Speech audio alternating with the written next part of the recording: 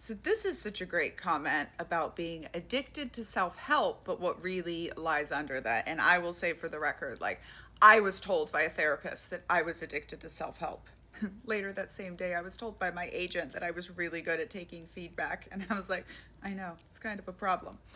But it's what's really under all of that. I'm Daniella, scholar of cults, extreme groups, and extremely bad leadership, and I wrote a book called Uncultured about growing up in the Children of God religious cult and going into the cult of the U.S. Army. You can get signed copies attached here.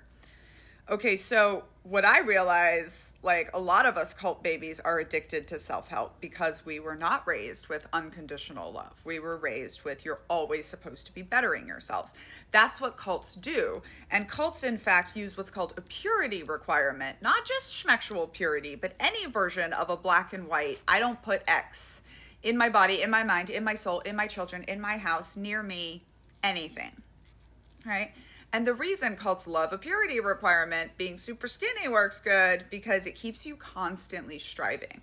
Because human beings are very, very bad at being good and pure and perfect, which is, of course, why the cult leader almost never has to go by the purity requirements.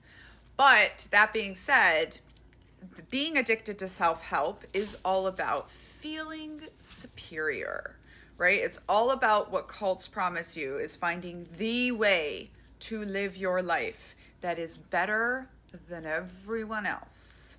The reason that we don't like talking to vegans, but you can't exactly pin down why, that's what cults do. And by the way, if you're a white person and you have never studied the origins of white vegetarianism and veganism and how they came into our country through the SDA for the purpose of eugenics and bettering the race, you should go check that out so you're not building white supremacist practices into your practice of vegetarianism.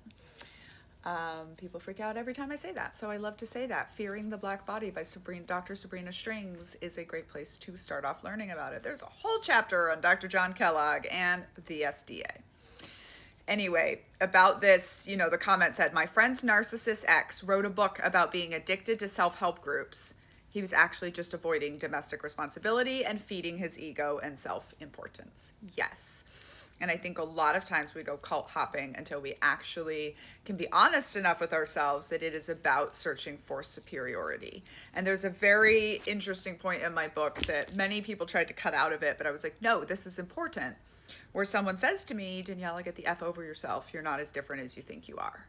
Right? And now I offer this to other people. Your cult story isn't as unique as you think it is. That's why we do Cult Memoir Book Club. And you're not special. Cults always give you the promise that you're special. And you know what?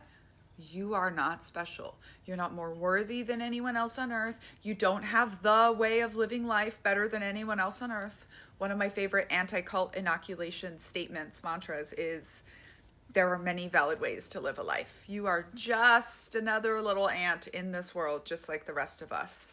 Sit down, take a load off. You don't have to be self-helping all the time. You can just be. You can just exist. It's okay. Your mission can be you.